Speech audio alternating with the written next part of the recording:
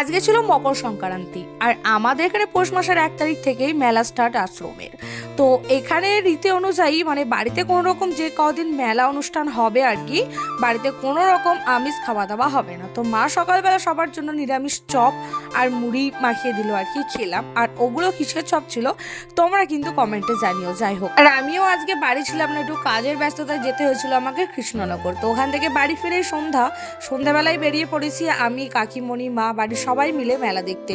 আর আমাদের মেলাতে এসে আকর্ষণীয় জিনিস মেয়েদের যেটা ফুলদানি, এটা তো আমাদের মাস্ট দেখতেই হয়, কেনাকাটা সেটা নিজের ব্যাপার।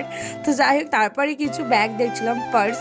তো এই পার্সগুলো 100 টাকা সেলে বিক্রি হচ্ছিল, কিন্তু কোন কালারটা নেবো আমি বুঝতে পারিনি। অবশেষে আমার হাতে যেটা ছিল ওটাই আমি নিয়েছিলাম, আর ব্ল্যাক টাইপের ওটা আমার বোন নিয়েছিল। মেলা ঘুরে চলে আসি ফুচকা খেতে। ফুচকা খেতে অবশ্য খুব একটা আমি পছন্দ করি না, কয়েকটা ফুচকা তবে খেয়েছিলাম। আর ভয়ে ভয়েই খাচ্ছিলাম, কারণ মেলার কোনো রকম জিনিসই আমার বরের নিষিদ্ধ রয়েছে খাওয়ার বলতে পারো, তবুও লুকিয়ে চুরিয়ে খেয়েছি।